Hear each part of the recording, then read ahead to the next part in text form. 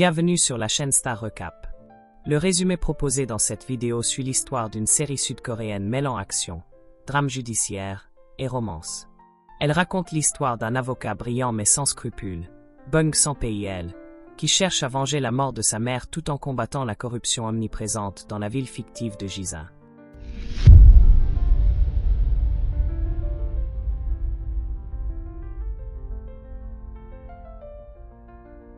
Notre drama commence par l'introduction de Bong Sang-pil, un avocat charismatique ayant des liens avec le crime organisé. Sang-pil roule à vive allure sur l'autoroute, attirant ainsi l'attention de la police de contrôle routier. Un policier le prend en chasse et lui ordonne de garer sa voiture, mais il défie le policier et une course-poursuite est engagée. Le policier réussit finalement à le faire garer sa voiture et lui demande de présenter les papiers du véhicule. Au lieu de présenter les dossiers du véhicule, Sang-pil sort des liasses de billets de son portefeuille, essayant de soudoyer le policier. Le policier lui ordonne d'ouvrir la portière et de sortir de la voiture. Ensuite, la scène montre qu'en fait le policier est un flic corrompu.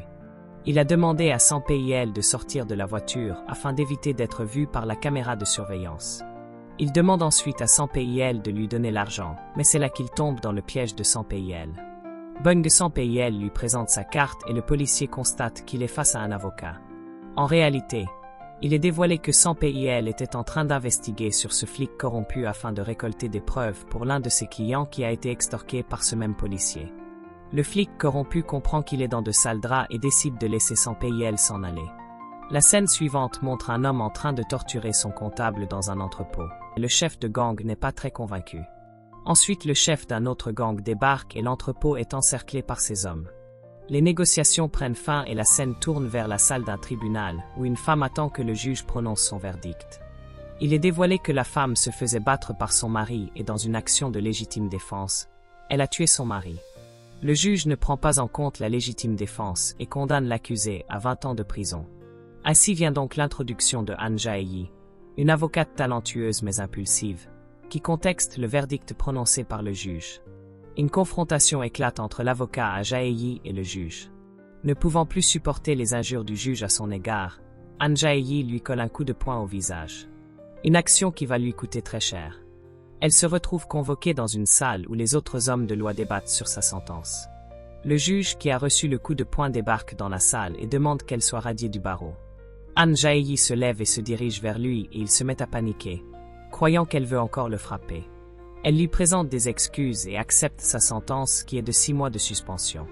En marchant dans la rue, l'attention de Sang-pil est retenue par l'information diffusée au journal télévisé. Un événement important se prépare à Jisan, la ville natale de Sang-pil, et il décide d'aller suivre l'affaire de plus près. Han Jae-yi, ne pouvant plus exercer vu qu'elle a été radiée, décide de rentrer chez son père qui réside aussi dans la ville de Jisan. Le lendemain, les deux prennent la route, chacun de son côté. Un flashback montre des souvenirs d'enfance de Sang-pil et de sa mère qui le met en garde contre les habitants de Jisan. Après un long voyage, nos deux avocats arrivent enfin à Jisan et Sang-pil se rend devant un vieux bâtiment. Il fait comprendre à son assistant qu'il a l'intention d'ouvrir un cabinet dans ce bâtiment. Lorsqu'il entre à l'intérieur du bâtiment, un flashback montre qu'il avait vécu à cet endroit avec sa mère et son nom était gravé sur l'un des meubles. En fait, bureau de recouvrement de dettes, mais Sang-pil de son côté. Han Jae-yi arrive chez son père et elle partage un repas à d'aller assister à un procès au tribunal car la séance sera présidée par la juge Cha-moon-suk, la femme qui avait payé les études de droit de Han Jae-yi. La scène se tourne vers la salle du tribunal et aperçoit Han Jae-yi assise à côté de son père qui lui annonce qu'il sait pourquoi elle a été virée. Sang-pil est aussi présent.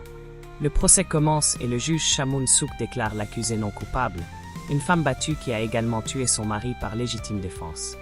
À la fin du procès, Han Jae-yi rencontre Cha-moon-suk et elle reçoit des conseils et quelques mots d'encouragement de la part de son idole. À son retour à la maison, Han Jae-yi trouve des hommes entre eux. Elle est recherchée par un gang qui veut en finir avec elle. Elle cache le petit Sang-pil dans l'armoire afin qu'il échappe au danger, mais en voyant que sa mère se fait ensuite la raison pour laquelle il en veut à la mère de Sang-pil. Elle détient une carte mémoire contenant des preuves qui pourraient le faire tomber et il doit à tout prix récupérer cette carte mémoire. Il se sert de Sang-pil pour faire pression sur sa mère et elle finit par craquer et sort la carte mémoire afin de sauver la vie de son fils. Maintenant qu'il a la carte mémoire sous les yeux, le chef de gang assassine la mère de Sang-pil sous ses yeux. En voyant qu'il sera le prochain à mourir, Sanpei prend la carte mémoire, l'avale et prend la fuite. Le petit Sanpei est très habile et il réussit à escalader le bâtiment et une fois arrivé en bas, il se met à courir pour sauver sa vie. Malheureusement pour lui, il se fait à nouveau capturer par l'un des membres du gang qui s'est fait passer pour un policier. En cours de route, le petit Sanpei mord la main du faux flic et le chauffeur. Le petit Sanpei réussit à s'en sortir indemne et prend la fuite. La scène suivante montre une bagarre générale et le petit Sanpei remarque un homme qui ressemble à l'homme qui est sur la photo que sa mère lui avait remise. Il se cache dans un coin et attend que les gangs finissent de se battre. À la fin du combat, il se dirige vers le monsieur mais le type ne le reconnaît pas. Il crie le nom de sa mère, attirant ainsi l'attention du monsieur. Après ce flashback, on réalise désormais que le véritable motif de son retour à Gizan, c'est la vengeance. Il s'est fait la promesse de devenir un très grand avocat afin de combattre le crime et se venger de tous ceux qui sont impliqués dans l'assassinat de sa mère. La scène se déplace vers le commissariat de Gizan, où on aperçoit Sanpei qui vient voir Han Jae-yi pour lui faire une proposition. Vu que le père de Han Jae-yi n'a pas les moyens pour rembourser sa dette, dans un premier temps elle refuse. Mais Sanpei lui donne le temps de réfléchir sur sa proposition et retire sa plainte contre elle. Le soir, en discutant autour d'un repas avec son père, elle réalise que son père est vraiment financièrement mal barré et après une longue réflexion, Han Jae-yi décide d'accepter la proposition de Sanpei. Le lendemain matin, elle se rend au cabinet d'avocats sans foi ni loi de Sanpei et la collaboration entre nos deux avocats commence. Une collaboration qui va marquer le début de la quête de vengeance de Sanpei. La première cible de Sanpei, c'est le détective Wu, le policier corrompu qu'il avait attrapé lorsqu'il avait réussi à s'échapper le jour de l'assassinat de sa mère. En voyant la cicatrice sur sa main, il a ressenti de la haine monter en lui, mais pour atteindre ses objectifs, il devra contrôler ses émotions. Le détective Wu est en prison, accusé de meurtre. Sanpei lui rend visite et propose de devenir son avocat. Han Jae-yi trouve cela louche et commence à questionner Sanpei sur ses vraies intentions. Sanpei réussit à l'embrouiller en lui disant qu'il le fait pour agrandir sa réputation et elle s'énerve car c'est contre ses principes à elle. Dans la scène suivante, on aperçoit la juge Cha Moon-suk et Monsieur Han, l'homme qui avait assassiné la mère de Sanpei. Le sujet de leur conversation tourne autour de la recherche d'un nouveau maire, vu que l'ancien maire a été assassiné récemment et le poste est vacant. La juge Cha Moon-suk a du pouvoir et elle annonce à Monsieur Han qu'elle veut qu'il devienne le nouveau maire de Gizan. Le gangster qui va bientôt devenir politicien se prosterne devant la juge, un signe de respect. Dans la scène suivante, on voit Han Jae-yi dans le bureau de la juge Cha Moon-suk. La juge pose des questions sur l'enquête que mène Sanpei et Han Jae-yi divulgue des informations qui sont censées rester confidentielles. La juge décide donc de se servir d'elle pour continuer à recevoir des informations sur Sanpei. Elle emmène Han Jae-yi faire du shopping et ensuite elle programme une sortie entre filles. Une façon de mettre Han Jae-yi en confiance. Entre-temps, une femme âgée débarque dans la boutique et sa présence met Han Jae-yi mal à l'aise et elle va même jusqu'à traiter Han Jae-yi de fille de basse classe. Dans un flashback, on voit la femme entrer dans la salle de classe de Han Jae-yi et elle gifle le professeur devant tous les élèves. Elle reproche au professeur d'avoir donné une mauvaise note à sa fille Yeon, une fille qui est constamment en concurrence avec Han Jae-yi. Ne pouvant pas supporter ce geste, Han Jae-yi, qui est une fille de fort caractère, se lève et réprimande la mère de Yeon et pour son geste déplacé. La dame de Yeon s'énerve et tente de gifler Han Jae-yi, mais elle bloque la main de la dame. Yeon fait un signe à sa mère pour lui demander d'arrêter de se donner en spectacle, mais la mère de Yeon et Han Jae-yi se lancent dans un clash verbal. Avant de partir, la mère de Yeon promet à Han Jae-yi de lui faire payer pour son manque de respect. De retour au présent, la dame lui rappelle la promesse qu'elle lui avait faite auparavant et s'en va avec la juge Cha Moon-suk, laissant Han Jae-yi seul dans la boutique. La scène se déplace ensuite vers un orphelinat où on aperçoit la juge Cha Moon-suk faisant un don de charité aux enfants. La remise des cadeaux est filmée par des reporters et Sanpei est assis dans son bureau, regardant le reportage à la télé avec un air concentré. Ensuite, on aperçoit l'assistant de Sanpei en train de piloter un drone espion. L'un des employés est curieux de savoir qui est vraiment Sanpei et dans un flashback, une nuit du 13 mai 2013, on aperçoit Sanpei qui sauve la vie de son assistant lors d'une bagarre générale dans une ruelle sombre. La scène dévoile l'avocat Bong Sanpei en pleine démonstration de ses talents de combattant, affligeant une bonne baston à ses adversaires. Pendant ce temps, Sanpei et Han Jae-yi continuent avec l'investigation, cherchant des preuves sur le lieu où le maire a été assassiné.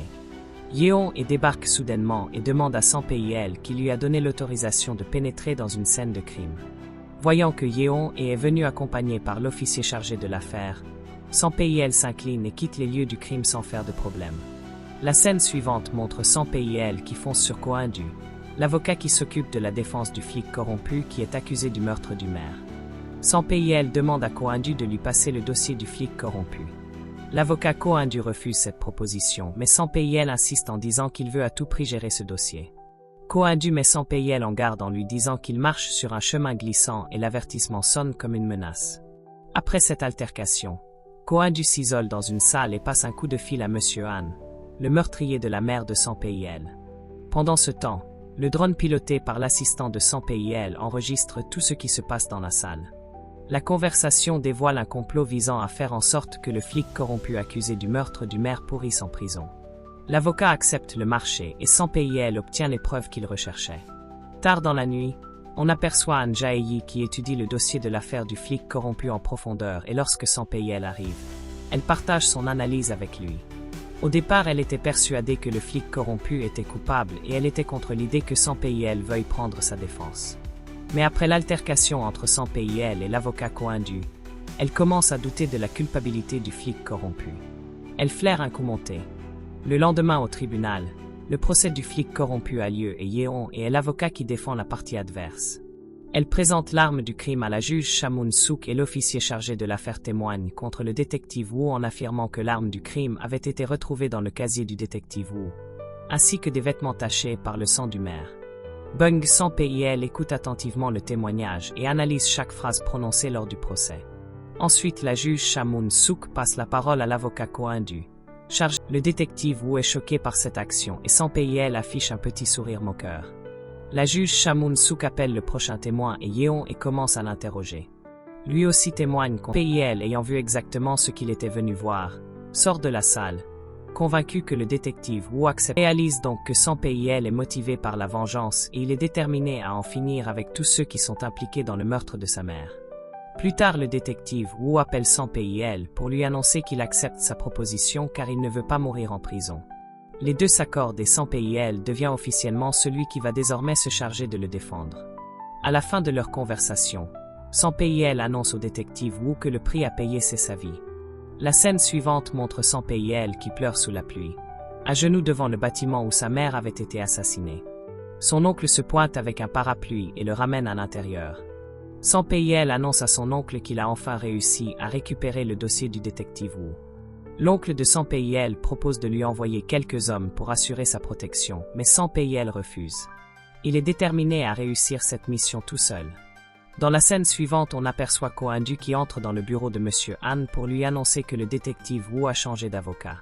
Après avoir reçu cette information, Monsieur Han décide d'agir et fait appel à Gwandong, le gangster qui torturait son avocat au début du drama. Le matin en sortant de la maison, Han Jae-yi reçoit un message de Sanpei-el lui annonçant qu'elle doit le retrouver au tribunal car il a récupéré le dossier du détective Woo. Au même instant, deux voitures gardent devant elle. Criminel et Bung Sanpei-el est au courant. Il fait son entrée dans la salle en compagnie de Han Jae-yi et présente à la juge Cha-moon-suk et saisit cette occasion pour regarder son pire ennemi dans les yeux. La juge Cha-moon-suk ordonne l'arrestation de tous ceux qui ont semé le trouble. Le calme revient dans la salle et le procès commence. La juge demande à Sanpei-el d'expliquer les raisons de son retard et lorsqu'il prend la parole, on constate qu'il saigne à cause de la blessure qui lui a été infligée par Gwandong. La juge décide de suspendre la séance afin que Sanpei-el aille à l'infirmerie se faire soigner. Après avoir reçu les soins, Sanpei-el annonce à Han Jae-yi qu'il risque de se faire arrêter et elle ne comprend pas pourquoi il dit cela. Quelques minutes plus tard, le procès reprend. Sanpei-el prend la parole et pose une requête. Il demande à ce que l'un des juges soit changé. La juge Cha-moon-suk demande à Sanpei-el et Yeon de se rapprocher afin que Sanpei-el donne la raison pour laquelle il voudrait qu'on change l'un des juges. Sanpei-el présente une vidéo montrant les policiers s'exécutent, arrêtent Sanpei-el et lui passent les menottes. Avant de monter dans le bus des détenus, Sanpei-el dit à Han Jae-yi de s'occuper du cabinet pendant 3 jours. Pendant ce temps, Gwandong est convoqué par Monsieur Han pour fournir des explications par rapport à son échec. Il ne comprend pas comment un simple avocat a réussi à battre une dizaine de gangsters bien armés. La scène se déplace vers la prison où on aperçoit Sampayel et ses employés qui sont plutôt à l'aise dans cet environnement. Quand l'assistant de Sampayel lui demande comment il compte faire pour sortir de prison, Sampayel répond qu'il est là parce qu'il l'a voulu. C'était dans ses plans depuis le départ. En fait, Sampayel a l'intention d'enquêter sur cette affaire depuis l'intérieur de la prison. Il se rapproche de Monsieur Ohanchui, le bras droit du maire qui s'est fait assassiner. Sampayel s'est fait arrêter exprès parce qu'il voulait rencontrer Monsieur Ohanchui. Malheureusement, Monsieur Ohanchui lui fait comprendre qu'il n'a rien à discuter avec un avocat et il s'en va. Il est choqué de voir un tableau contenant les images de ses délits passés. Le tableau contient des preuves qui pourraient détruire son image. Dans le second paquet, il trouve une pierre sur laquelle il est gravé « Tu vas mourir ». Monsieur Han est conscient que ce genre d'image peut ruiner son ambition de devenir le nouveau maire de Giza. Alors il prend la décision de ne plus s'en prendre à Sampayel et ordonne à ses hommes de le laisser tranquille pour le moment. Han Jae-yi s'en va rencontrer la juge Chamun Suk afin de lui demander de reporter le procès car Sampayel est toujours en détention. Elle ignore que c'est exactement ce que la juge voulait. Lorsqu'Han Jae-yi essaie d'insister, la juge Chamun Suk lui dit de remplacer Sampayel et d'affronter Yeon et lors du prochain procès. Han Jae-yi rend visite à Sampayel en prison pour l'informer que le juge a rejeté sa requête, mais elle est surprise de constater que Sampayel savait qu'il ne sortirait pas à temps et qu'il comptait sur elle pour s'occuper de la défense du détective Wu lors du prochain procès. Elle ne s'attendait pas à ce que Sampayel lui fasse autant confiance, et elle est heureuse de savoir que quelqu'un croit vraiment en elle. De l'autre côté, Monsieur Han appelle l'assistante de la juge Chamun Suk et lui demande d'organiser une rencontre avec la juge. Dans un flashback, il est révélé que c'est la mère de Han Jae-yi qui avait sauvé le petit Sampayel après l'accident le jour où il s'était fait capturer par le détective Wu. Han Jae-yi ne le connaît pas mais Sampayel connaît Han Jae-yi depuis très longtemps et il était même présent lors de la remise des diplômes de Han Jae-yi. Le lendemain dans la salle à manger de la prison, Sampayel provoque Monsieur Ohanchui et le pousse à dévoiler son côté colérique. Un gardien calme la situation. L'affrontement entre les deux continue de façon verbale, et Sampayel dit à Monsieur Ohanchui qu'il sait pourquoi Monsieur Ohanchui est en prison. En fait, Monsieur Ohanchui a détourné beaucoup d'argent et il a peur de se faire assassiner comme le maire. Il utilise la prison comme un lieu pour se réfugier pendant que des agents arrangent des documents à l'extérieur qui vont lui permettre de quitter le pays. Han Jae-yi commence à approfondir son investigation et cherche à récolter un maximum de preuves qui vont lui permettre d'assurer la défense de son client. Dans un premier temps, elle se rend à l'hôpital rendre visite à la femme du détective Wu afin de découvrir la véritable personnalité de son client à travers sa femme. Ensuite, elle se rend à la prison et rencontre le détective Wu. Elle lui demande pourquoi la personne avec qui il était le jour du meurtre a menti lors de son témoignage, mais le détective Wu lui-même ignore pourquoi son ami l'a trahi. Han Jae-yi s'en va directement à la rencontre de Monsieur Kang, l'homme avec qui le détective Wu était ce fameux jour-là. Elle commence son interrogatoire, mais l'homme n'a aucune intention de coopérer. Il s'énerve et ordonne à Han Jae-yi de partir, allant même jusqu'à la pousser dehors de ses propres mains. Dans l'optique de gagner la confiance de Monsieur Ohanchui, Sampayel élabore un plan avec ses hommes. Dans la cour de la prison, l'un des hommes de Sampayel attaque Monsieur Ohanchui, ensuite Sampayel intervient avec les autres membres de son équipe pour l'aider et l'éloigner du danger. Le détective Wu observe toute la scène et réalise que Sampayel a utilisé la même ruse avec lui. Après cet acte de sauvetage, Monsieur Ohanchui baisse sa garde et commence à répondre aux questions de Sampayel. La conversation révèle que le maire a été assassiné parce qu'il s'était opposé au projet Golden City. Sampayel comprend immédiatement que Monsieur Han Oju est intéressé par le poste de maire de Giza. Pendant ce temps, Han Jae-yi revient voir l'homme qui a fait un faux témoignage contre le détective Wu. Mais cette fois elle vient avec la femme du détective Wu. Han Jae-yi utilise la femme du détective Wu afin de pousser Kang à dire la vérité lors du procès. Han Jae-yi joue la carte des émotions. La scène suivante montre Sampayel et ses employés qui sortent enfin de prison. Une voiture se gare brusquement devant eux et lorsqu'ils regardent de plus près, ils constatent qu'il s'agit de Han Jae-yi qui est venu les chercher. Une fois en liberté, la première chose qu'ils font c'est de manger un bon repas. Au moment où Sampayel était sur le point de manger, Han Jae-yi plongea sa tête dans son plat. Les autres hommes firent pareil et ça se voyait bien qu'ils passaient un moment agréable ensemble. Han Jae-yi annonce à Sampayel que le témoin Kang a accepté de modifier son témoignage en faveur du détective Wu. Le groupe fait un tour à la plage et s'amuse comme des gamins. Désormais que Sampayel est libre, il reprend son rôle d'avocat et rend visite à son client détective Wu. Mais le client est en colère depuis qu'il a découvert que le cerveau qui est derrière son agression dans les toilettes de la prison c'est Sampayel et non Monsieur Anoju comme il pensait. La confrontation entre l'avocat et son client devient de plus en plus violente, mais Sampayel réussit à prendre le dessus. Il informe le détective Wu que Monsieur Anoju n'est qu'un pion dans cette affaire et dévoile que le véritable cerveau derrière tout ça c'est la juge Chamoun Souk. Le détective Wu n'en croit pas ses oreilles lorsqu'il reçoit cette information. De l'autre côté, on aperçoit la juge Chamoun Souk en compagnie de Han Jae-yi.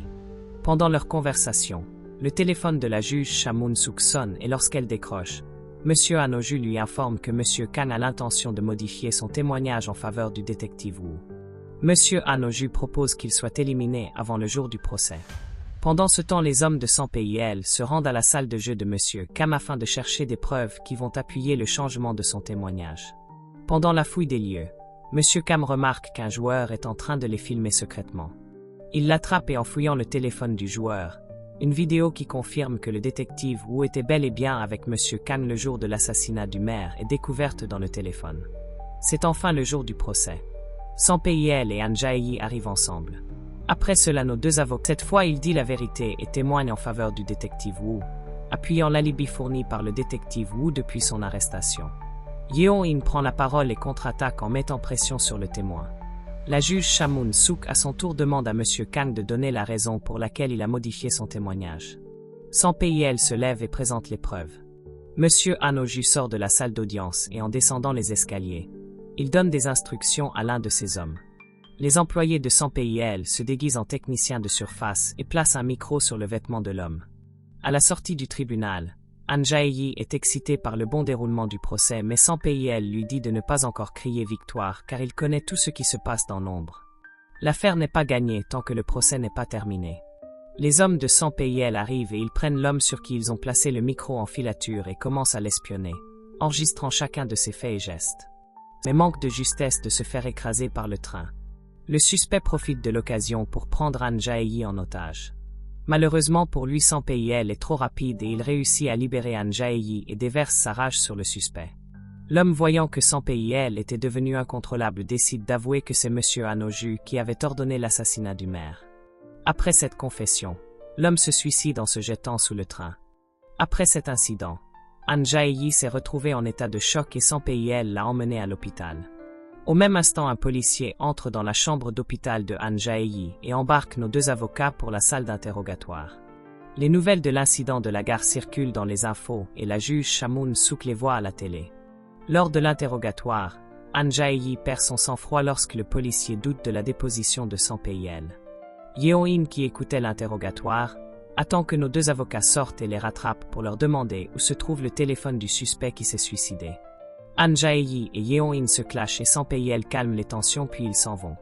À l'extérieur du bâtiment, nos deux avocats tombent sur Monsieur Anoju qui les attendait. Les deux se confrontent enfin pour la première fois et Sampayel lui dit qu'il sait que c'est lui qui a commandité l'assassinat du maire. Han Jae-yi observe la scène et elle se demande pourquoi il y a une tension pareille entre les deux hommes. Monsieur Anoju finit par découvrir le micro qui avait été placé sur la veste de son assistant et le frappe pour son imprudence.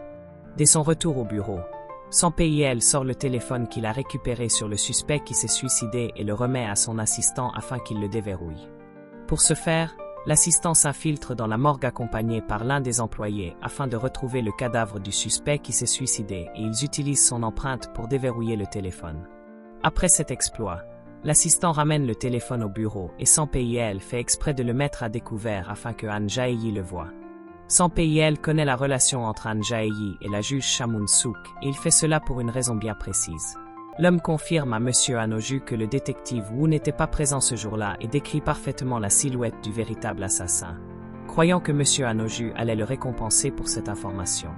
Afin de l'empêcher de raconter cette version des faits à une autre personne, Monsieur Anoju élimine le type en le poussant du haut du 7e étage de l'immeuble. Après cet incident, il confie la tâche à Guandong de tout nettoyer derrière lui, et il se rend à un dîner organisé par la juge Chamoun Souk afin de convaincre les autres hommes influents de voter pour Monsieur Anoju au poste de maire de Jizan. Le lendemain, la juge Chamoun Souk convoque Sampayel et Yeon-in dans son bureau et rejette la preuve vidéo confirmant l'alibi du détective Wu que Sampayel avait fourni lors de la dernière séance. Sampayel exprime son mécontentement, se lève et s'en va. Lorsqu'il annonce cette information à Han Jae-yi, elle est choquée de découvrir que celle qu'elle a toujours pris pour son idole n'est pas la personne qu'elle avait toujours imaginée. Mais sans preuve, elle a encore des doutes et continue de croire que la juge Chamoun-sook est une personne bien. Dans la scène suivante, la dépouille de l'homme que M. Han-oh-ju avait poussé du haut de l'immeuble est retrouvée et l'affaire est considérée comme un cas de suicide. M. Han-oh-ju découvre enfin la véritable identité de Bong Sang-pil. Après investigation, son assistant lui informe que Sang-pil est le fils de la sœur de Choi Dae-woong. Il lui dit que Bong Sang-pil est le fils de Choi Jin-hye, l'avocate qu'il avait assassinée il y a 18 ans. M. Han-oh-ju croyait que le détective Woo s'était débarrassé du petit Sang-pil avec l'aide de la mère de Han Jae-yi. M. Han-oh-ju est inquiet de voir apparaître l'un de ses fantômes du passé. La scène se déplace dans les locaux du tribunal de Jisan, où l'on assiste à l'inauguration de la statue du père de la juge Chamoun-sook. Pendant que la juge Chamoun-sook prononçait encore son discours, Han-oh-ju l'interrompt subitement et profite de cette occasion pour annoncer à tout le monde qu'il compte postuler au poste de prochain maire de Jisan. Une intervention qui ne va pas plaire à la juge Chamoun-sook. Après avoir obtenu l'identité du complice de l'assassin du maire grâce au téléphone que son assistant avait déverrouillé, Sang-pil se lance dans une chasse à l'homme en pleine ville et réussit à rattraper le complice du tueur. Il fait ensuite irruption dans le lieu où se tient l'inauguration et annonce au public que l'homme qui se tient devant eux est l'une des personnes impliquées dans l'assassinat du maire. Après cette annonce, il remet l'homme aux autorités présentes sur les lieux. Han Jae-yi, qui avait encore des doutes, découvre enfin que la juge Chamoun-sook et M. Han-oh-ju sont très proches comme lui avait dit Sang-pil. Les images suivantes montrent la juge Chamoun-sook qui exprime son mécontentement envers Han-oh-ju pour son acte pendant la cérémonie. M. Han-oh-ju profite de l'occasion pour révéler la véritable identité de Bong Sang-pil à la juge Chamoun-sook. Après avoir partagé cette information, M. Han-oh-ju s'en va et Sang-pil, toujours aussi déterminé, s'en va retrouver la juge pour une confrontation face à face. Les deux se lancent dans de violents échanges verbaux et Sang-pil fait la promesse à la juge Chamoun-sook de lui faire payer pour tous ses crimes. Han Jae-yi, qui écoutait la conversation à distance, découvre peu à peu le vrai visage de la juge Chamoun-sook. Han-oh-ju revient vers la juge Chamoun-sook afin d'essayer de rattraper le coup car il sait que si elle lui retire son soutien, il ne pourra plus devenir maire. Il invite la juge dans un restaurant que le père de la juge Chamoun-sook aimait bien fréquenter. La juge Chamoun-sook remarque que Han-oh-ju essaie de jouer la carte de l'émotion et se met en colère, lui rappelant quelle est sa place. Malgré tout ce qu'elle a entendu lors de la confrontation entre la juge Chamoun-sook et Sang-pil, Han Jae-yi s'en va quand même voir la juge Chamoun-sook pour lui demander des explications. La juge Chamoun-sook lui invente une fausse histoire et se fait passer pour une victime. Han Jae-yi, qui voit la juge Chamoun-sook comme une mère, a du mal à voir la réalité en face. Ensuite, Han Jae-yi et Sang-pil rendent visite au détective Woo en prison et lui demandent s'il peut fournir des informations sur le trafiquant qu'ils ont arrêté. Sang-pil compte le pousser à avouer ses crimes en utilisant ses points faibles.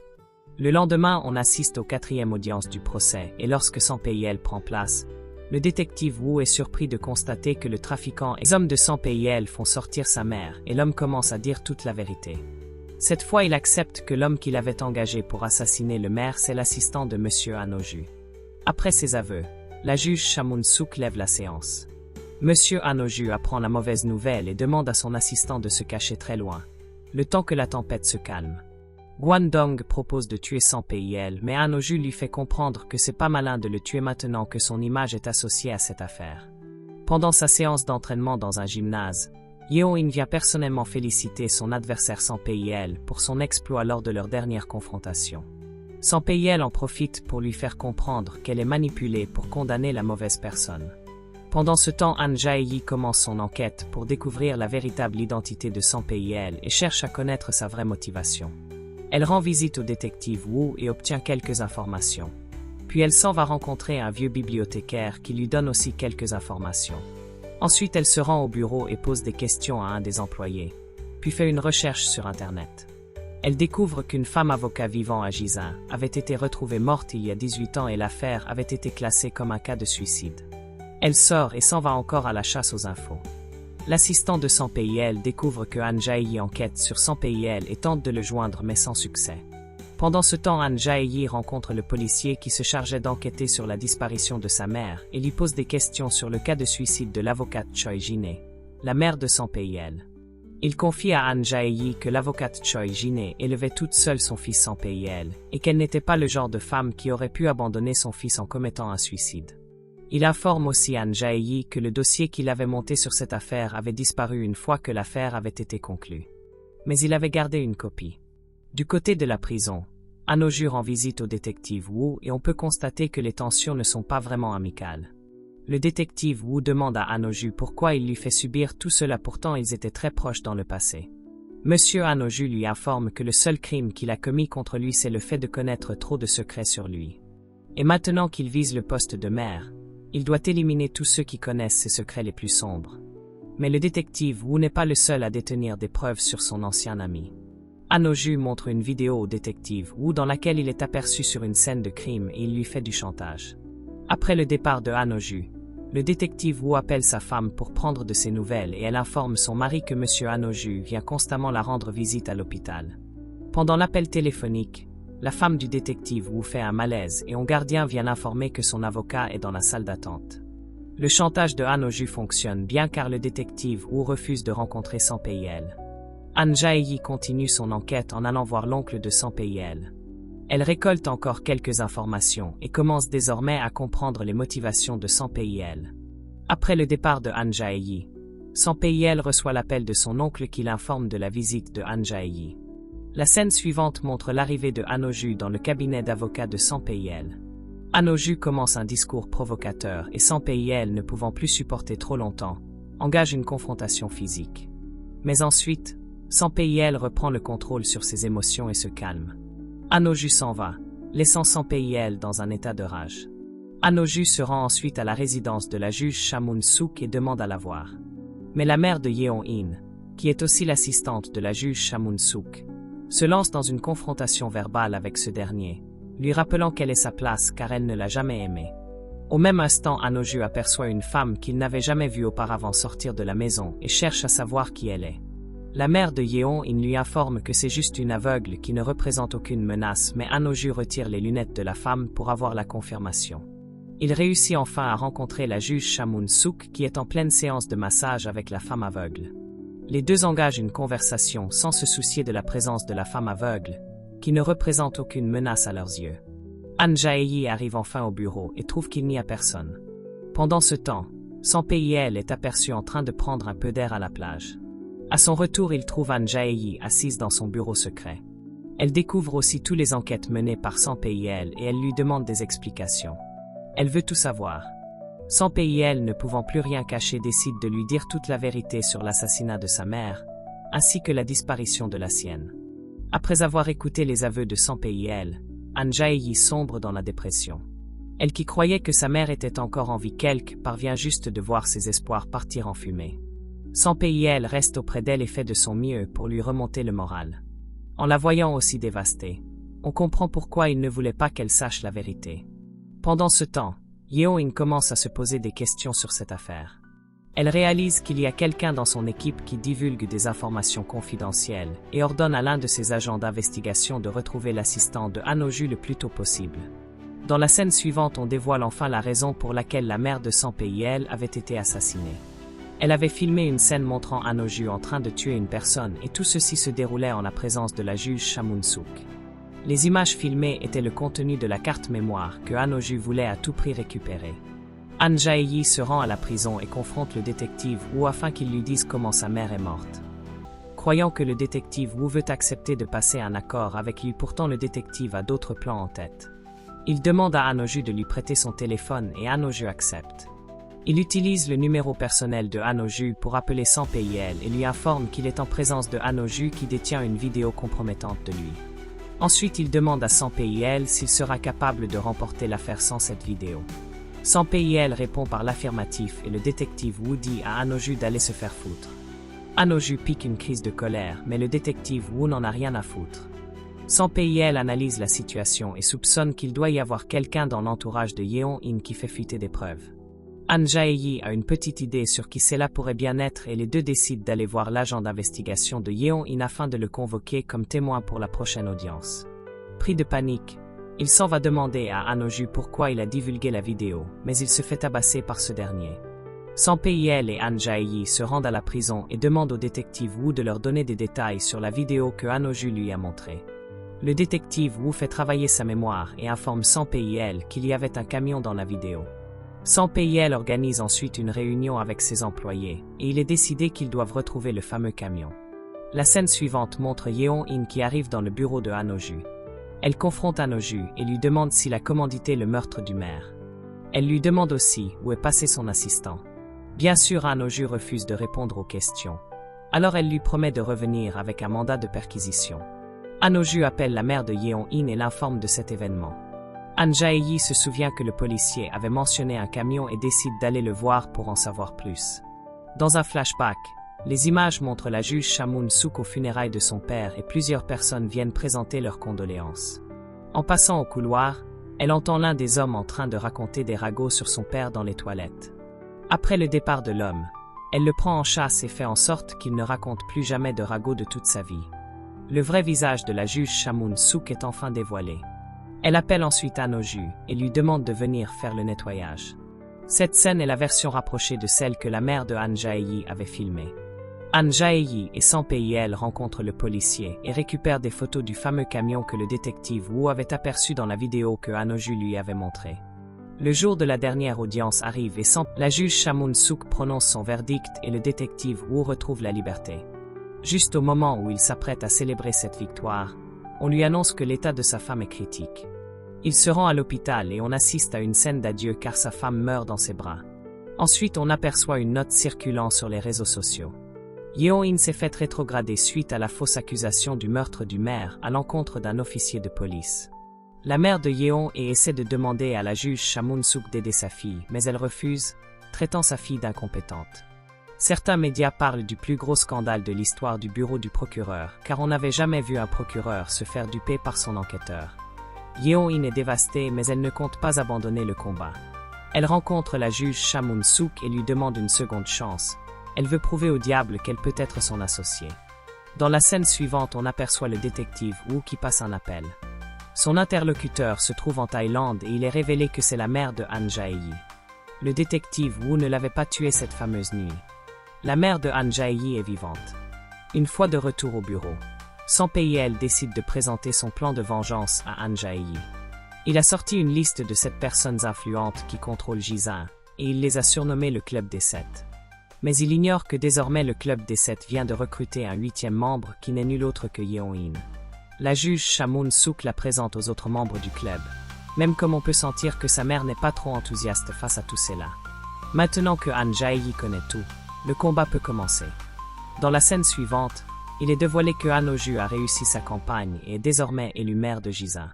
Le détective Wu décide de démissionner et il arrache un micro qu'il avait caché sous son bureau avant de s'en aller.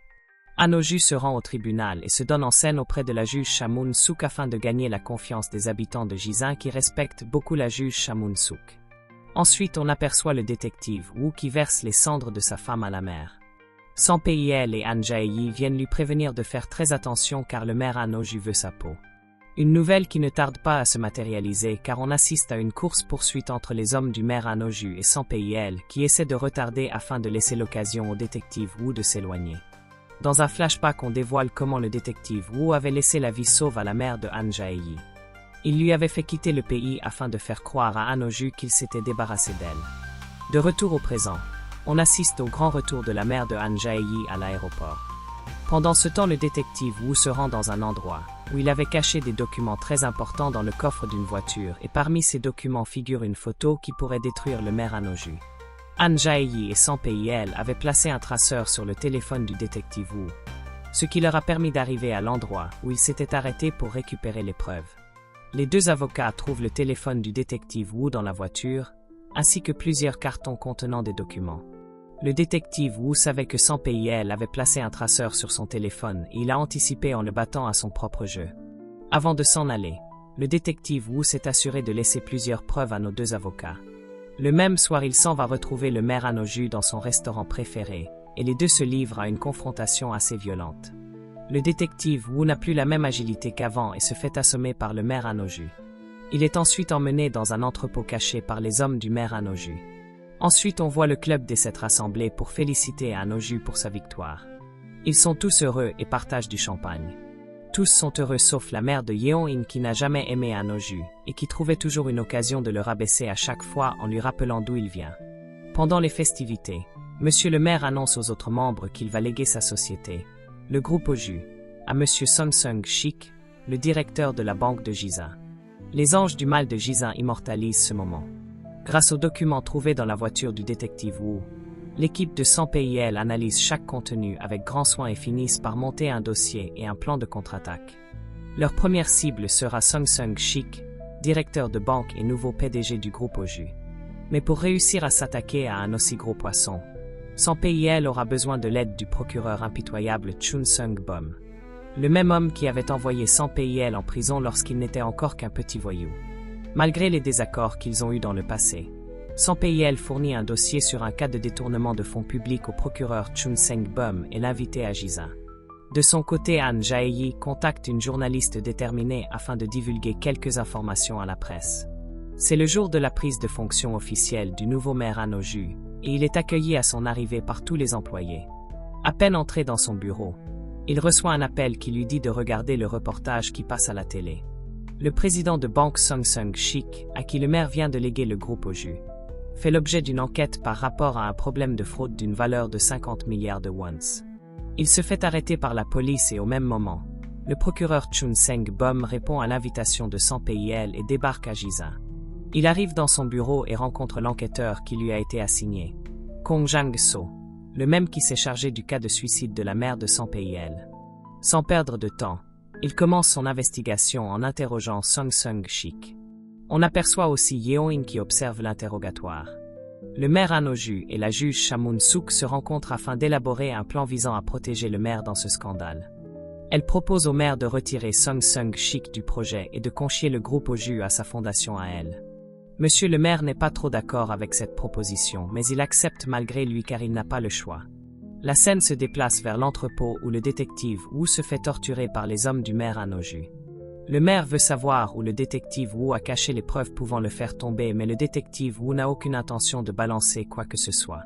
Alors il continue de se faire torturer.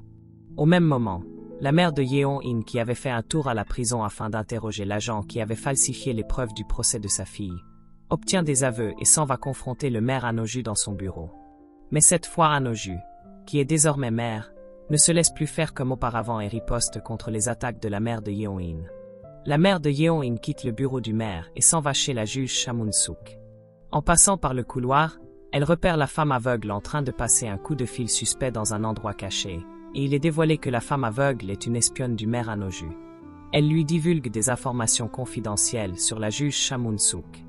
Han Jae-yi reçoit un appel de la juge Chamun-suk qui l'invitait à venir la voir. À son arrivée, elle trouve le juge qui avait demandé qu'elle soit radiée en présence de la juge Chamun-suk, qui essaie à nouveau de la manipuler en disant qu'elle a réglé son problème de suspension. Mais Han Jae-yi n'est plus aussi naïve et elle fait comprendre au juge Chamun-suk que maintenant que sa suspension est levée, elle va lui faire payer pour tous les crimes qu'elle a commis, puis se lève et s'en va. La scène suivante montre les hommes de 100 PIL qui espionnent le maire Han Oju. Ils informent 100 PIL de la situation et 100 PIL ordonne à ses hommes de suivre le maire et de ne pas perdre sa trace. Pendant ce temps, la mère de Han Jae-yi qui a signé son retour dans Giza il y a peu de temps, observe sa famille depuis un coin caché. Elle regarde son mari et sa fille à distance, mais elle ne peut pas se dévoiler pour l'instant. La juge Chamun-suk souffre en réalisant que Han Jae-yi est désormais son adversaire. Dans un flashback, on aperçoit la juge Chamun-suk qui entre dans le cabinet de la mère de 100 PIL. Elle trouve les preuves de son crime sur la table et la mère de 100 PIL lui conseille de se rendre aux autorités et d'avouer son crime. Mais elle fait comprendre à la mère de 100 PIL que cela n'est pas envisageable et avertit à la mère de 100 PIL de laisser tomber cette affaire sinon elle va le regretter. De retour au présent, le maire entre dans l'entrepôt et commence à interroger le détective Wu personnellement. Pendant ce temps, 100 PIL est informé par son assistant et il arrive à son tour quelques minutes plus tard. La bagarre commence à l'extérieur et Bong 100 PIL écrase les hommes du maire postés à l'entrée de l'entrepôt. Le maire et Guandong sortent de l'entrepôt et s'en vont brûler la voiture du détective Wu, ainsi que les preuves qui s'y trouvent. 100 PIL et son assistant s'introduisent dans l'entrepôt et engagent le combat avec les hommes du maire Han Oju. Ils réussissent à libérer le détective Wu mais pendant le sauvetage, le détective Wu reçoit un coup de batte sur la tête et meurt dans les bras de Sanpei-el. Malgré toute la haine que Bong Sanpei-el ressentait au départ pour le détective Wu, Sanpei-el organise quand même ses obsèques. Le maire Anoju se pointe dans la salle des funérailles et commence à provoquer Bong Sanpei-el. Han Jae-yi intervient à son tour et les deux avocats font une promesse à monsieur le maire. Celle de lui faire payer pour tous les crimes qu'il a commis. La scène suivante marque la rencontre entre Han Jae-yi et sa mère. Mais bizarrement, Han Jae-yi, qui avait été séparé de sa mère très jeune, ne la reconnaît pas. Ce qui rend la mère de Han Jae-yi vraiment triste. Afin d'oublier cet événement triste, les deux avocats s'en vont boire quelques verres en la mémoire du détective Wu et Han Jae-yi se retrouve ivre après avoir ingurgité quelques verres de trop. Son prince charmant Bong Sanpei-el la porte sur son dos et ils font une petite balade en amoureux sur la plage. Dans la même nuit, le père de Han Jae-yi est invité chez la juge Chamun-sook. Elle considère Han Jae-yi comme sa fille et elle n'aimerait pas se retrouver dans un conflit qui pourrait la pousser à prendre des décisions extrêmes contre elle. Du coup, elle essaie de convaincre le père de Han Jae-yi afin qu'il renvoie sa fille à Séoul, promettant de lui trouver du travail dans un grand cabinet là-bas. Le père de Han Jae-yi rentre et lorsqu'il arrive chez lui, il trouve sa fille et Sanpei-el en train de jouer aux amoureux. Une scène qu'il ne va pas apprécier car il avait déjà dit à Sanpei-el de ne plus s'approcher de sa fille. Une fois dans la maison, le père de Han Jae-yi commence à gronder sévèrement sa fille, allant jusqu'à porter main sur elle. Han Jae-yi essaie de faire comprendre à son père que la juge Chamun-sook est la personne responsable de la disparition de sa mère, mais le père s'énerve encore plus en entendant sa fille parler mal de la juge Chamun-sook. Il accuse Bong Sanpei-el d'avoir une mauvaise influence sur elle et demande à sa fille de rentrer immédiatement sur Séoul. Han Jae-yi décide de quitter la maison et d'aller vivre au bureau avant Sanpei-el. Nos deux avocats passent une magnifique soirée ensemble et le lendemain une fête est organisée au bureau pour fêter le retour de Han Jae-yi dans le cercle des avocats. Sanpei-el en profite pour annoncer au groupe que Han Jae-yi a des soucis familiaux et qu'elle va dorénavant dormir au bureau. Mais la nouvelle recrue de Sanpei-el trouve que c'est pas approprié pour une femme et elle propose de l'héberger chez elle. Pendant ce temps à Séoul, l'oncle de Sanpei-el est informé que la mère de Han Jae-yi a quitté la Thaïlande et est déjà arrivée à Jisan. Inquiet pour son neveu, l'oncle décide d'aller à Jisan pour couvrir les arrières de Sanpei-el. Le maire Anoju rend visite au directeur de banque Sung-Sung-Sik en prison et lui demande de plaider coupable sans balancer les autres membres impliqués dans le détournement. Le directeur Sung-Sung-Sik refuse cette proposition et dit au maire que s'il tombe, tous les autres tomberont aussi. Dans un premier temps, le maire Anoju le torture. Ensuite, il lui fait du chantage en menaçant de tuer la fille du directeur s'il ne coopère pas. N'ayant plus le choix, le directeur Sung-Sung-Sik modifie sa déclaration face au procureur Shin Sung-bom. Il apprend plus tard que le maire a rendu visite au directeur Sung-Sung-Sik. Une nouvelle qui le pousse à confronter le procureur général. Ensuite, il appelle Bong Sanpei-el et les deux se fixent un rendez-vous. Il arrive au cabinet de Bong Sanpei-el et il lui annonce que le maire Anoju a fait sur le directeur de banque et ce dernier a plaidé coupable sans mentionner aucun autre nom. À l'extérieur, la mère de Han Jae-yi est aperçue en train de se diriger vers le bâtiment de Sanpei-el. Elle est stoppée par l'oncle de Sanpei-el et elle est surprise lorsque ce monsieur l'appelle par son vrai nom. L'oncle de Sanpei-el l'emmène dans un endroit éloigné et réussit à la persuader de ne pas encore dévoiler au monde qu'elle est vivante. Le maire Anoju débarque chez la juge Chamun-sook et lui annonce que le directeur Sung-Sung-Sik va prendre toutes les charges sur lui. Après avoir transmis l'information, il se fait accompagner par la mère Yeon et pendant leur conversation, le maire Anoju parle d'un sujet que la juge Chamun-sook n'avait partagé qu'avec elle. Elle trouve cela suspect que le maire soit au courant et c'est ainsi que la mère de Yeon-in démasquait la femme aveugle que le maire Anoju avait placée pour espionner la juge Chamun-sook. À cause de Sanpei-el, le maire a été obligé de donner sa société à la juge Chamun-sook. Il appelle Bong Sanpei-el pour l'avertir qu'il va s'attaquer à quelqu'un de proche de lui pour se venger de cette perte. Bong Sanpei-el, sachant qu'il ne peut pas être avec Han Jae-yi tout le temps pour la protéger de l'aide de son oncle Choi Dae-woon, oubliant que son oncle aussi est un proche qui lui est très cher. Le plan du maire Anoju se déroule exactement comme il l'avait prévu. Han Jae-yi passe sa première nuit chez Gem-jia et les deux filles ont plus l'air de bien s'entendre. Le matin, on constate que l'oncle de Sanpei-el a commencé sa surveillance comme Sanpei-el le lui avait demandé. Mais malheureusement, Choi Dae-woon se fait capturer par les hommes du maire Anoju. Afin de remplacer la femme aveugle espionne qui avait été démasquée, la mère de Yeon-in lance un nouveau recrutement pour trouver une nouvelle masseuse à la juge Chamun-sook. La mère de Han Jae-yi se présente parmi les candidates au poste et vu qu'elle sort de Thaïlande, la mère de Yeon est déduit qu'elle ne connaît personne à Jisan et l'a choisie pour le poste. Cependant, dans le cabinet de Bong Sang-pil, on l'aperçoit avec le procureur Shin Seung-bum et Han Jae-yi. Bong Sang-pil lui propose de rejoindre leur projet de vengeance et il accepte. Mais le procureur général de Jisan, réalisant qu'il collabore avec Sang-pil, décide d'envoyer le procureur Yeon et se faire passer pour son assistante afin de garder un œil sur chacun de ses faits et gestes. Pendant ce temps, la juge Cha Moon-suk et la mère de Han Jae-yi se rencontrent, mais la juge ne la reconnaît pas et elle commence. La scène se déplace vers le tribunal et c'est le premier jour du procès de Bong Sang-pil. Le procureur Shin Seung-bum et le procureur Kang Yeon et se lèvent et chacun à son tour donne sa version des faits. Un témoin est appelé à la barre et affirme avec certitude. Lorsqu'Han Jae-yi commence à interroger le témoin, elle réussit à le déstabiliser grâce aux images qu'elle présente devant le jury. Ensuite vient le tour de Bong Sang-pil de passer à la barre et il se fait interroger par le procureur Shin Seung-bum. Déterminé à Bom accuse Bong Sang-pil d'avoir tué son oncle pour encaisser l'argent de l'assurance que Choi Dae-woon avait mis au nom de son neveu.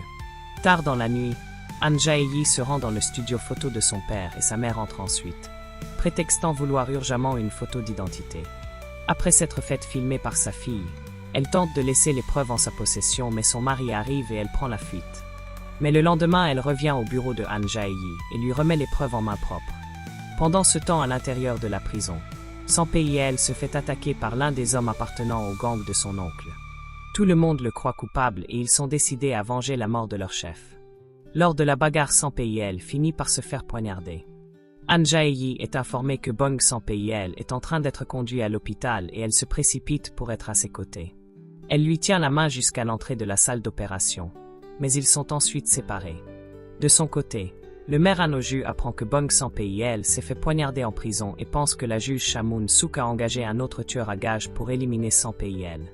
L'opération de Bong Sang-pil se déroule avec succès et le docteur vient informer le groupe de la bonne nouvelle. Han Jae-yi est la seule ayant l'autorisation de rendre visite au détenu Bong Sang-pil. Lorsqu'elle entre, elle trouve qu'il est encore inconscient mais il se réveille après avoir écouté les prières de Han Jae-yi et les deux amoureux passent un petit moment intime. Une fois de retour au bureau, les employés de Bong Sang-pil font des grimaces afin d'effacer la tristesse sur le visage de Han Jae-yi. Un flashback révèle que Bong Sang-pil a fait exprès de se faire poignarder pour créer un Bong Sang-pil sait que la juge va croire que c'est le maire qui a essayé de le tuer et elle va considérer ce geste comme un autre manque de respect de la part du maire à son égard. Elle avait déjà blâmé le maire Anoju de ne plus prendre aucune action sans son autorisation. Le maire Anoju rend visite à Bong Sang-pil à l'hôpital et se lance encore dans un nouvel acte de provocation. Les deux ennemis se confrontent à nouveau mais Bong Sang-pil, menotté sur son lit d'hôpital, ne peut pas faire grand-chose. Plus tard en sortant, le maire Anoju croise le procureur Shin Seung-bum et il essaie de flatter le procureur en lui disant qu'il fait très bien son travail, allant même jusqu'à demander au procureur de faire en sorte que Bong Sang-pil écope de la peine maximale. Le procureur Shin Seung-bum emmène l'homme qui a poignardé Bong Sang-pil dans la chambre afin que Sang-pil l'identifie comme celui qui a essayé de le tuer mais Bong Sang-pil déclare que l'homme devant lui n'est pas la personne qui a essayé de le tuer en prison. Le lendemain au tribunal, Han Jae-yi et sa rivale de toujours Yeon-in se lancent dans un petit clash verbal dans le hall d'entrée du tribunal. Leur rivalité de longue date renaît et chacune des deux veut prouver qu'elle est meilleure que l'autre. Ensuite vient le tour de la confrontation entre Han Jae-yi et la juge Cha Moon-suk. Depuis que la mère de Han Jae-yi lui a donné les preuves qui montrent la juge impliquée dans une affaire de meurtre en compagnie de Anoju dans le passé, elle ne ressent que de la haine envers elle chaque fois qu'elle la voit. L'audience visant à demander une demande de mise en liberté sous caution de Bong Sang-pil est ouverte et maire Han Jae-yi propose qu'on libère Bong Sang-pil car sa vie est menacée en prison et vu qu'on n'a pas encore trouvé la personne qui l'a poignardé en prison, ce serait dangereux de le renvoyer là-bas. Le procureur Kang Yeon-in demande à la juge de rejeter cette demande en appuyant que, tant qu'on n'a pas encore trouvé l'agresseur de Bong Sang-pil, on doit considérer que le détenu s'est fait agresser intentionnellement afin de demander une mise en liberté. Le procureur Shin Seung-bum appuie les dires du procureur Kang Yeon et la juge Cha Moon-suk rejette la demande de mise en liberté de Bong Sang-pil. Maître Han Jae-yi rend ensuite visite à Bong Sang-pil et lui annonce la décision de la juge Cha Moon-suk. Ensuite, elle l'amène faire une petite balade et il croise les employés de Bong Sang-pil. Elle lui demande ensuite de lui dévoiler l'identité de la personne qui l'a poignardé mais Bong Sang-pil refuse toujours de divulguer l'identité du membre du gang de son oncle. La scène se déplace chez la juge Chamoun Souk qui se fait masser par la mère de Han Jae-yi. Le maire Han Oju débarque et la juge s'énerve en le voyant car il est venu sans être invité.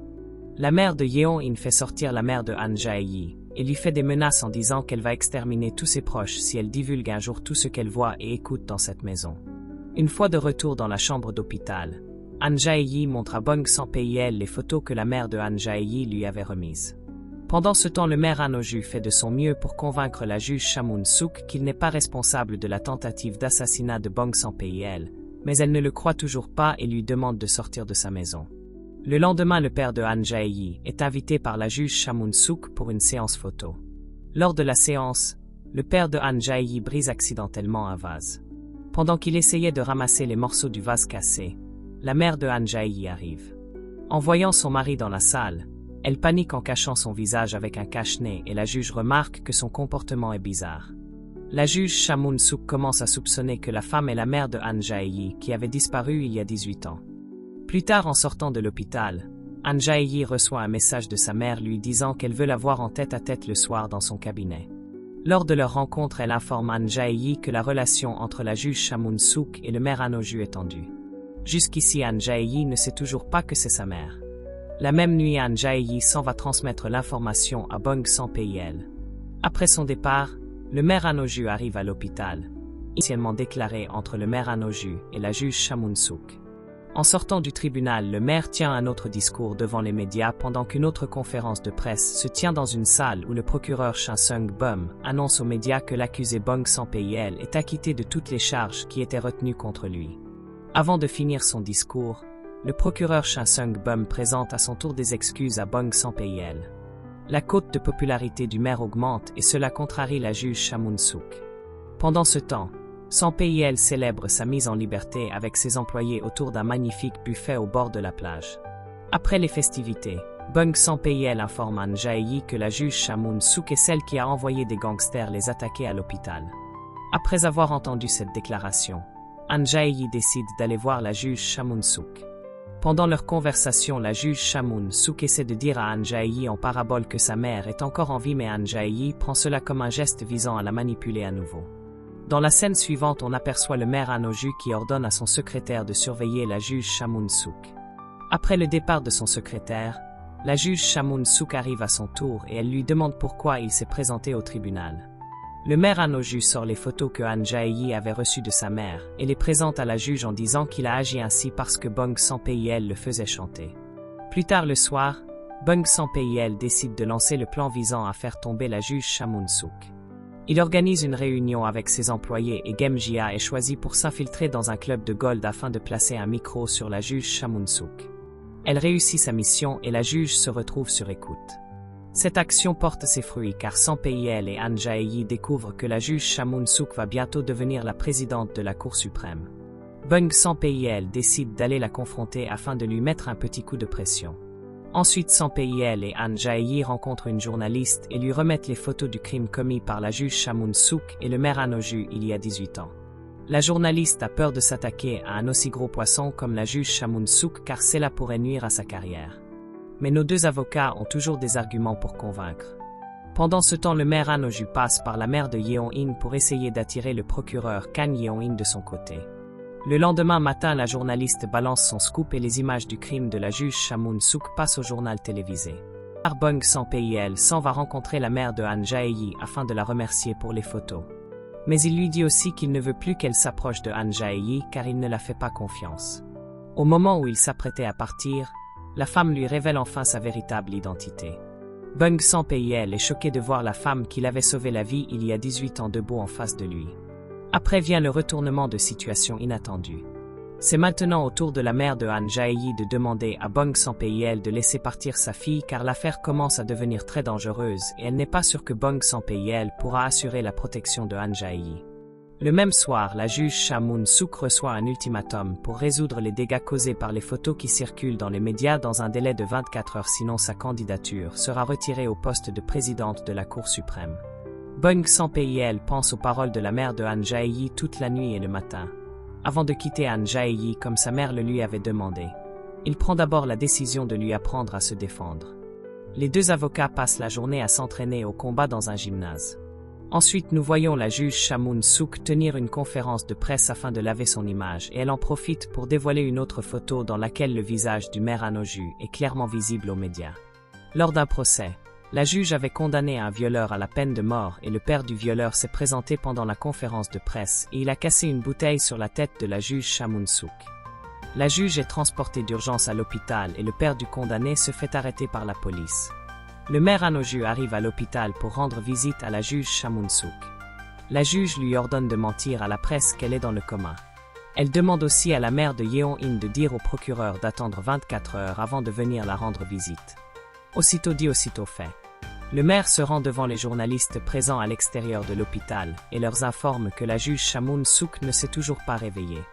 La juge qui était accusée après que sa photo apparaisse dans le journal est désormais une victime. Elle a réussi à surmonter une crise avec une autre crise. Pendant ce temps au cabinet de Bong Sampei-il, An Jae-yi remarque que Sampei-il a changé envers elle. Le lendemain, le procureur général rend visite au juge Chamoun Souk et elle lui demande de ne pas inculper son agresseur. Elle veut jouer la carte de la sainte et duper les habitants de Giza. Elle organise une conférence de presse et elle pardonne son agresseur devant les médias, gagnant encore plus en popularité. Bong Sampei-il continue d'afficher un comportement distant envers An Jae-yi, et cela commence à affecter les deux amoureux. An Jae-yi essaie de comprendre pourquoi il agit ainsi et Bong Sampei-il culpabilise à cause de la façon dont il traite sa bien-aimée. Pendant ce temps, le maire Anoju découvre que son projet Golden City a été suspendu par le ministère à cause d'un problème juridique.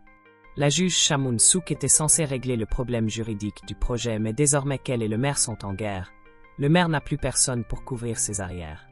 Le maire Anoju arrive dans le bureau du juge Chamoun Souk, furieux et très en colère. Il trouve la juge avec un autre membre du club des 7 et il se livre à une confrontation violente et le maire se fait gifler. Se sentant rabaissé et humilié, le maire Anoju, qui vient de se rendre compte qu'il a tout perdu, fait la promesse à la juge Chamoun Souk que cette affaire ne va pas se terminer comme ça. Ne pouvant plus contenir sa colère, le maire Anoju déverse sa rage sur Gwandong en le frappant violemment. Ensuite, il l'abandonne sur les lieux et s'en va. C'est définitivement le jour de poisse de Gwandong, car après s'être fait tabasser par le maire Anoju, c'est au tour de Bong Sampei-il de s'en prendre à lui. Bong Sampei-il le retrouve en état d'ivresse dans un club et le kidnappe avec l'aide de ses employés qui l'emmènent ensuite dans un entrepôt et le suspendent dans le vide avec les mains attachées. Bong Sampei-il fait semblant de vouloir venger son oncle en lui promettant de le laisser tomber dans le vide comme il l'a fait à son oncle, mais en réalité, il veut que Gwandong lui fournisse des preuves pouvant incriminer le maire Anoju. Gwandong finit par craquer et fournit une preuve à Bong Sampei-il. Après obtention de la preuve, Sampei-il décide de lui laisser la vie sauve tout en sachant que le maire Anoju se chargera de l'éliminer. Bong Sampei-il se rend ensuite chez le maire Anoju et l'informe de se tenir prêt car une bombe va exploser demain dans les médias. Un geste de provocation que le maire Anoju prend très mal et décide de braquer Sampei-il avec un pistolet. Mais il se retient et Sampei-il promet de le flinguer aussi à son tour. Les hommes de Sampei-il finissent par trouver une vidéo dans le téléphone de Gwandong prouvant que c'est le maire Anoju qui a commandité le meurtre de Choi Dae-woon. Sampei-il veut se servir de cette vidéo pour découvrir l'identité de la personne qui lui avait envoyé le carnet contenant le nom de tous les suspects de cette affaire lorsqu'il était encore à Séoul. Il décide donc de publier la vidéo sur les réseaux sociaux, et elle se retrouve aussitôt sur les journaux télévisés. Le maire Anoju réalise enfin qu'il est foutu et la première chose qu'il a en tête c'est de trouver Gwandong afin de lui arracher les yeux. An Jae-yi apprend la nouvelle et exprime son mécontentement à Sampei-il sur le fait qu'elle a été mise à l'écart. La relation entre les deux commence à partir en vrille. Le même jour, la mère de An Jae-yi appelle sa fille et les deux femmes prennent rendez-vous dans un restaurant. An Jae-yi mange un repas contenant des crevettes et commence à faire une allergie. En essayant de venir en aide à An Jae-yi, la dame dévoile un secret que seule la mère de An Jae-yi pouvait connaître. Seule la mère de An Jae-yi savait qu'elle était allergique aux crevettes. Au même moment, le téléphone de la dame se met à sonner et elle s'en va précipitamment. An Jae-yi réalise qu'elle vient de dîner avec sa mère. Lorsque la mère de An Jae-yi arrive chez la juge Chamoun Souk, elle tente d'empoisonner le thé de la juge, mais elle est maladroite et en verse un peu hors de la tasse. La juge le remarque et décide de mettre fin au jeu de cache-cache. La mère de An Jae-yi est démasquée et les gardes de la juge Chamoun Souk l'arrêtent. An Jae-yi découvre que Sampei-il était au courant que sa mère était toujours en vie et s'énerve contre lui pour le lui avoir caché. Lorsqu'elle tente de joindre sa mère à maintes reprises et que ça ne passe pas, Elle décide d'aller directement voir la juge Chamoun-souk pour lui demander ce qu'elle a fait de sa mère. Elle fait un scandale dans le bureau de la juge qui se retrouve obligée d'appeler la sécurité pour qu'on la fasse sortir. Mais Bung Sampayel arrive à temps et prend la situation en main. La scène suivante marque la rupture des deux amoureux. An Jae-yi met fin à leur relation.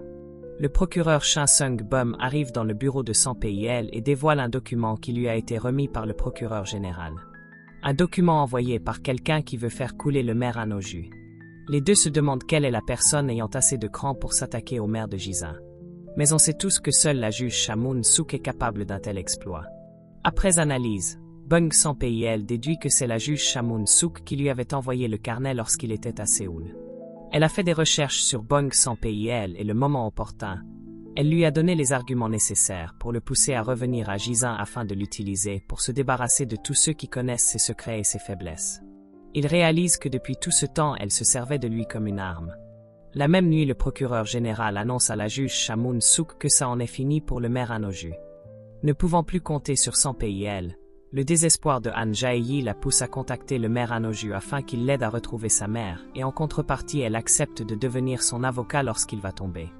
Pendant ce temps, Sampayel s'en va demander de l'aide au gangster qu'il avait poignardé en prison afin qu'il l'aide à libérer la mère de An Jae-yi, qui est l'unique témoin encore vivant de l'affaire d'il y a 18 ans.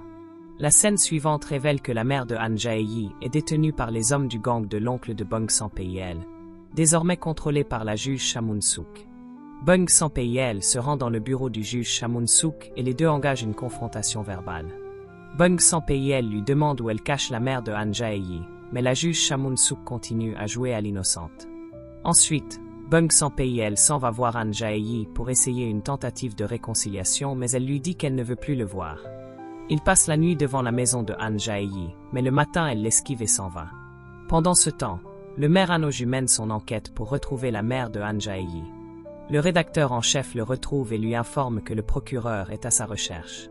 Le gangster Jong-gal appelle An Jae-yi et lui informe que la mère de An Jae-yi se porte bien et le policier enquêteur qui travaille avec le procureur Shin Seung-bum annonce à An Jae-yi que le suspect dans ce kidnapping c'est le gangster Jong-gal. Mais en réalité, Jong-gal est celui que Sampayel a contacté pour protéger la mère de An Jae-yi. Après avoir reçu cette information, An Jae-yi décide aveuglément d'aller rencontrer Jong-gal et Sampayel ne tente pas de l'en empêcher. Il décide plutôt de l'accompagner. Lorsque An Jae-yi et Sampayel arrivent dans le repère du gang, An Jae-yi ne perd pas de temps et elle commence à interroger Jong-gal. Le gangster s'énerve et Sampayel intervient pour calmer la situation, et il tire ensuite An Jae-yi par la main afin qu'il sorte avant de se faire tuer par le gang. Une fois à l'extérieur, An Jae-yi se sépare de Bung Sampayel. Voyant qu'il ne peut rien tenter contre le gang dans lequel il a grandi, Bung Sampayel appelle le maire An Ho-ju et lui informe de l'endroit où se trouve la mère de An Jae-yi. Gwandong, que le maire An Ho-ju cherche sans relâche depuis plusieurs jours, est aperçu dans le bureau du maire An Ho-ju en train de dérober son argent. Le maire An Ho-ju arrive et le trouve en pleine action. Il sort son pistolet et décide de torturer Gwandong qui le supplie de ne pas le tuer. Le maire le garde en vie vu qu'il a besoin de main-d'œuvre pour attaquer le gang de Jong-gal. Pendant ce temps, la juge Chamoun-souk envoie la mère de Yeon-in informer au chef du gang qu'ils doivent déjà se débarrasser de la mère de An Jae-yi. Jong-gal les espionne en écoutant leur conversation. Il informe Sampayel de la situation et ce dernier se dépêche de sortir du bureau. Le chef du gang rencontre la juge afin d'avoir la confirmation concernant l'ordre donné par la mère de Yeon-in et la juge valide. La mère de An Jae-yi doit mourir. Au moment où le gang s'apprêtait à accomplir leur mission, l'équipe de sauvetage arrive dans la boîte. Le maire et ses hommes entrent dans la tanière des lions et tentent de récupérer la mère de An Jae-yi, mais il échoue et la mère de An Jae-yi est jetée dans la mer. Ou disons plutôt que le fût qui était censé contenir la mère de An Jae-yi est jeté à la mer car Jong-gal l'a sûrement libérée et cachée quelque part. Le chef du gang appelle le juge Chamoun-souk et l'informe qu'il s'est débarrassé du colis. La juge Chamoun-souk lui dit que sa mission est terminée et lui ordonne de rentrer à Séoul. Au même moment, Bung Sampayel est vu en train de quitter les lieux et plus tard on aperçoit la mère de An Jae-yi se lever de la banquette arrière de la voiture de Bung Sampayel. Dans un flashback, on dévoile comment Jong-gal et Bung Sampayel ont réussi à tromper tout le monde en remplaçant la mère de An Jae-yi dans des sacs de sable. Bung Sampayel appelle An Jae-yi pour l'informer qu'il a récupéré sa mère et la scène suivante marque dans un premier temps les retrouvailles entre la mère et sa fille. Ensuite vient le tour de la réconciliation entre nos deux amoureux. Han Jae-yi passe à l'étape suivante de son plan, et cette fois il décide de s'attaquer à Nam Soon-jia, la mère du procureur Kan Yeon-in et assistante personnelle de la juge Cha Mun-suk. Le lendemain matin, Nam Soon-jia est arrêté par la police sous les yeux de sa fille Yeon-in. Au même moment, un mandat d'arrêt est finalement lancé contre le maire Han Oh-ju et son bureau se fait perquisitionner. Monsieur le maire Han Oh-ju devient officiellement un fugitif. Le plan de la juge Cha Mun-suk se déroule à la perfection. Du moins c'est ce qu'elle croit jusqu'à présent. Bung San-pei s'en va la rencontrer avec le fameux carnet, et elle lui avoue que c'est effectivement elle qui lui avait envoyé ce carnet afin de se servir de lui comme une arme. Lors de l'interrogatoire de la mère de Yeon-in, on lui montre la vidéo filmée par le nouveau chef du gang de l'oncle de San-pei et elle réalise qu'elle est dans une grosse merde. Elle appelle la juge Cha Mun-suk afin qu'elle lui vienne en aide, mais ce qu'elle ignore est que tout ça fait partie du plan de la juge Cha Mun-suk. Han Jae-yi organise les retrouvailles entre sa mère et son père et la famille est enfin réunie. Bung San-pei rend une petite visite à la mère de Yeon et en prison et il tente de passer un marché avec elle. Elle rejette la proposition tout en étant consciente qu'elle est dans cette merde à cause de la juge Cha Mun-suk. Le maire Han Oh-ju apprend la nouvelle aux infos qui annonce qu'il a officiellement été démis de ses fonctions en tant que maire de Giza. Nam Soon-jia demande à sa fille d'aller voir la juge Cha Mun-suk afin de lui demander de l'aide. Plus tard, la juge Cha Mun-suk s'en va personnellement rendre visite à Nam Soon-jia et lui dit de plaider coupable et d'accepter son châtiment. Bung San-pei apprend que son ami Jong-gal est en danger et décide d'aller le sauver. Lui et son équipe se rendent dans le repère du gang et une bagarre générale éclate. Même malgré leur supériorité numérique, le gang perd la bataille et Jong-gal devient le nouveau chef du gang. Bung San-pei capture l'ancien chef du gang afin de l'utiliser plus tard. Après une longue relation, Nam Soon-jia décide d'accepter de passer un accord avec Bung San-pei et elle envoie Yeon-in lui remettre un livre des comptes de la juge Cha Mun-suk et Bung San-pei devient son avocat. Han Jae-yi mène une enquête sur le juge chargé de l'affaire et découvre que ce dernier maltraite son ex-femme. Elle décide de se servir de cette femme pour obtenir des informations qui pourraient briser le juge Jong Woo-seok. En faisant du sport dans le parc, Monsieur Go In-do tombe sur le maire Han Oh-ju et il se fait copieusement tabasser par le maire Han Oh-ju pour avoir contribué à sa chute.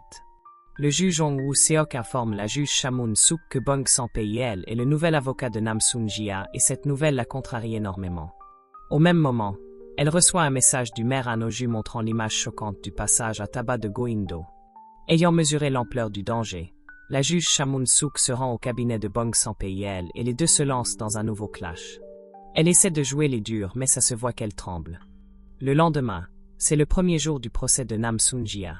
Dès le début du procès, Bung San-pei fait une demande visant à changer le juge Jong Woo-seok. Une décision qui va mettre le juge Jong Woo-seok dans tous ses états.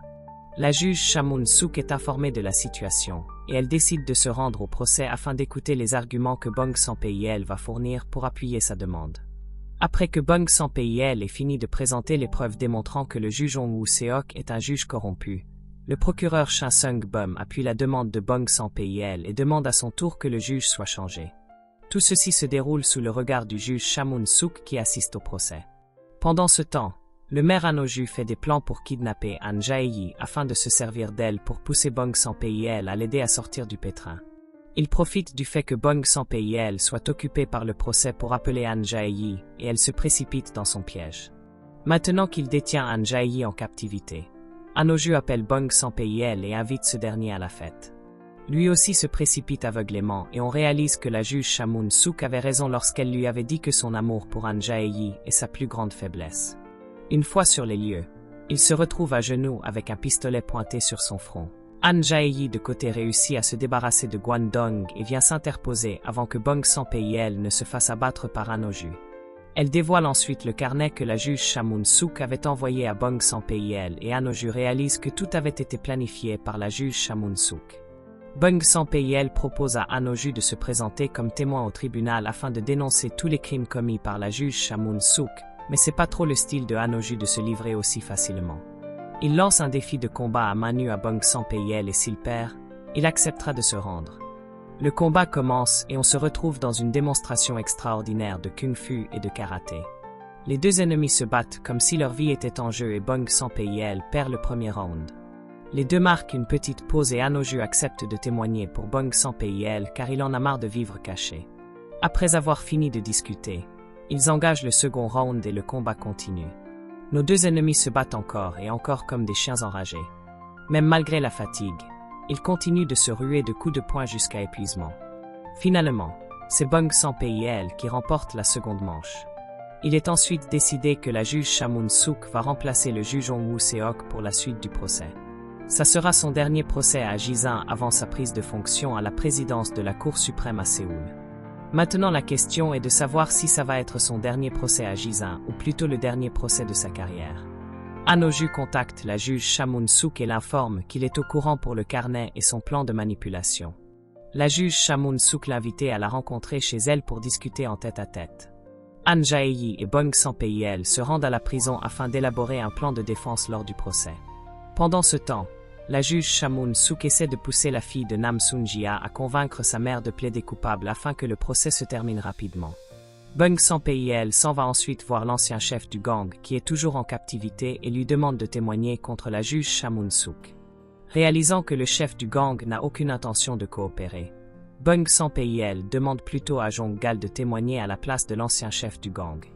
La scène suivante est celle qui marque le début du procès avec la juge Cha Mun-sook. Avant le début du procès, la juge Cha Mun-sook s'en va voir Nam Soon-jia et elle essaie de la déstabiliser.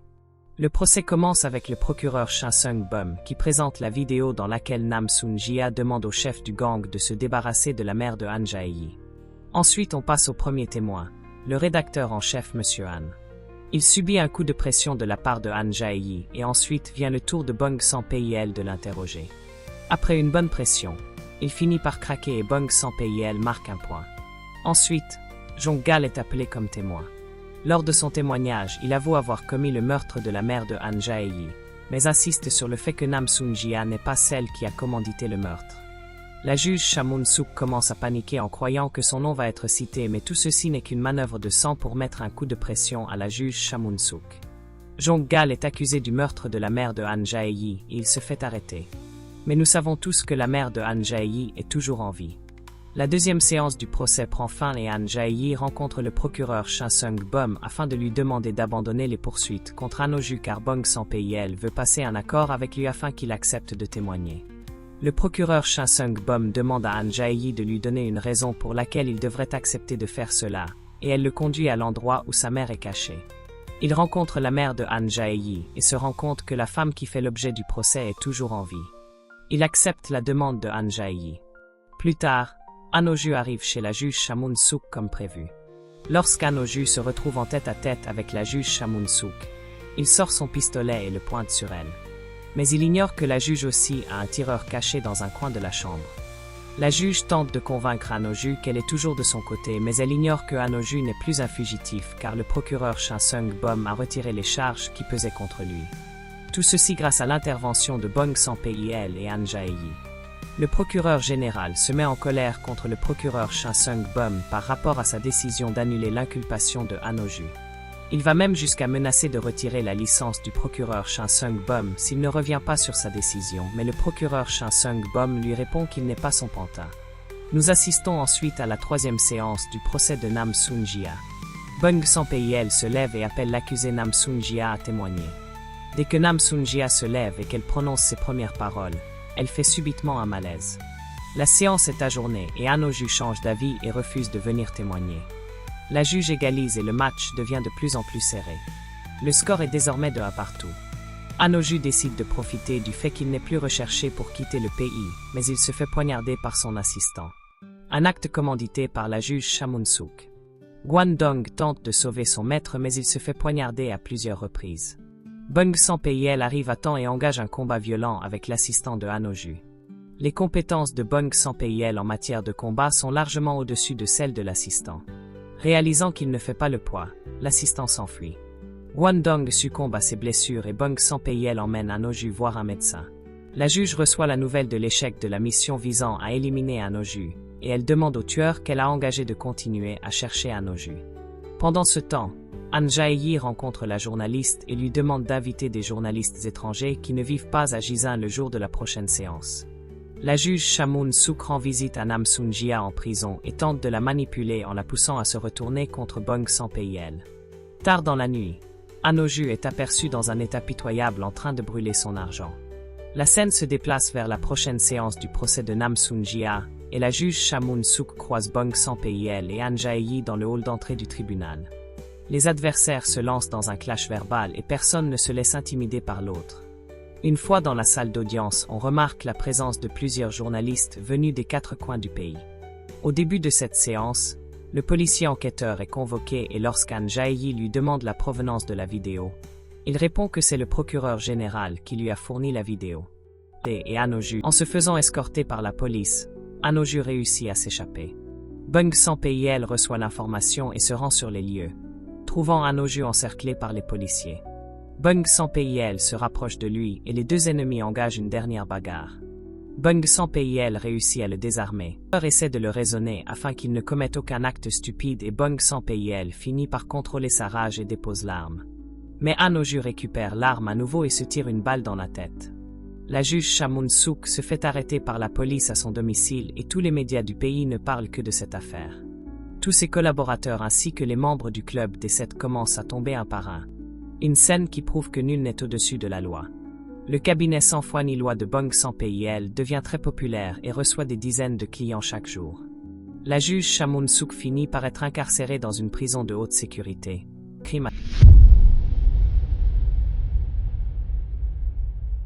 Ce résumé vous a été proposé par Star Recap. Abonnez-vous à la chaîne si vous avez trouvé ce contenu intéressant. Merci d'avoir regardé et rendez-vous à la prochaine vidéo.